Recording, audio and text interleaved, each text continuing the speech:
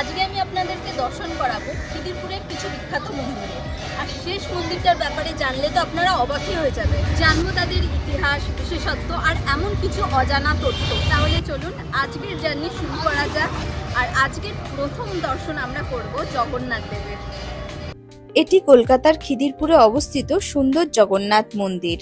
মন্দিরে প্রবেশ করলেই চারপাশের শান্ত পরিবেশ আর ভক্তময় পরিবেশ মনকে প্রশান্ত করে দেয়।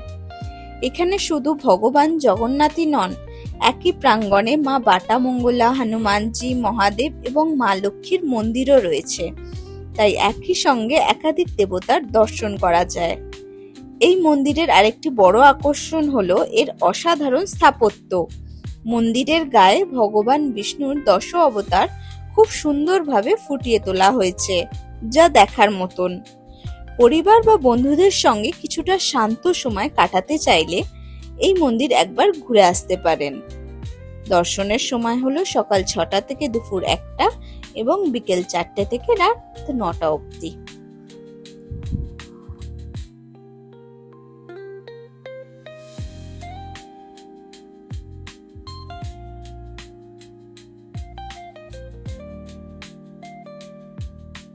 এই মুহূর্তে আছি পতিতপাবন দুর্গা মন্দিরে এবং তারই পাশে রয়েছে ভূকৈলাস শিব মন্দির।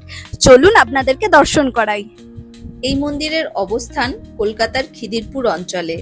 ট্রামরিপুর উল্টো দিকে এক সরু গলি দিয়ে ঢুকে ভূকৈলাস পাড়ায়। সাধক রামপ্রসাদ এই স্থানের নাম ভূকৈলাস রেখেছিলেন। 1782 খ্রিস্টাব্দে রাজা জয়নারায়ণ ঘোষাল তার রাজপ্রাসাদের মধ্যেই মা দুর্গার মন্দির প্রতিষ্ঠা করেন। মায়ের নাম দেন মা পতিত পাবনী দুর্গা। দেবীর মন্দির বাংলা দালান রীতিতে নির্মিত।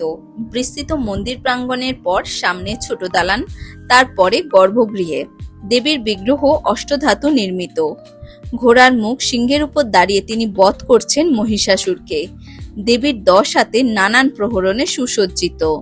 মায়ের 3টি বড় বড় চোখ এবং মুখে রয়েছে এক অপূর্ব হাসি। দেবীর বিগ্রহ বস্ত্র এবং নানান অলংকার সুসজ্জিত। এখানে নিত্য পুজোর পাশাপাশি দুর্গা উৎসবের সময় মায়ের বিশেষ অনুষ্ঠিত হয়। দেবীর মন্দিরে চারপাশে আরো 4টি মন্দির রয়েছে, যথা কালীগঙ্গা, পঞ্চানন বাবা, মহাকাল ভৈরব ও রাজেশ্বর মহাদেব। ভূকৈলাস শিব মন্দিরে ঢুকলেই প্রথমে দেখা যাবে শিব গঙ্গা নামে বিশাল এক পুকুর। আজ থেকে প্রায় 350 বছর আগে রাজা জয়নারায়ণ ঘোষাল এই পুকুর খনন করেছিলেন। পুকুরের সামনে বাংলার আটচালা স্থাপত্য রীতিতে 2টি শিব মন্দির তিনি তৈরি করেছিলেন। ডান দিকের মন্দিরটির নাম ছিল রক্তকমলেশ্বর আর বাম দিকে মন্দিরটির নাম ছিল কৃষ্ণচন্দ্রেশ্বর মন্দির। 2 মন্দিরের মাঝে রয়েছে শিবের বাহন নন্দী। রক্তকমলেশ্বর শিব মন্দিরে শিবলিঙ্গের উচ্চতা 12 ফুট আর কৃষ্ণচন্দ্রেশ্বর মন্দিরে শিবলিঙ্গের উচ্চতা হচ্ছে 18 ফুট। একটি মাত্র কোষ্ঠী পাথর কেটে শিবলিঙ্গ তৈরি করা হয়েছে। এশিয়ার উচ্চতম শিবলিঙ্গের মধ্যে এই মন্দিরের নাম রয়েছে। কথিত আছে সাধক রামপ্রসাদ এই মন্দির দেখে মুগ্ধ হয়ে বলেছিলেন, কৈলাস থেকে শিব নেমে এসেছেন। সেই থেকে জয়নারায়ণের এই ভূসম্পত্তি ভূকৈলাস নামে পরিচিত। শিবগঙ্গা পুকুরের চারপাশে জয়নারায়ণ আরো 6টি মন্দির তৈরি করেছিলেন। শিব পার্বতী, রাধাকৃষ্ণ, সরস্বতী, গণেশ, রাম লক্ষ্মণ সীতা, হনুমানজির মন্দির। এই মন্দিরে নিয়মিত পুজো পাঠ হয়। বহু মানুষ এই মন্দিরে পুজো দিতে আসেন। 1996 সালে কলকাতা পুরসভা মন্দির ও পুকুর সংস্করণ হেরিটেজের তকমা দিয়েছেন। আজকের ভিডিওটা এখানেই শেষ করছি। আশা করছি আপনাদের সকলের এই ভিডিওটা ভালো লেগেছে।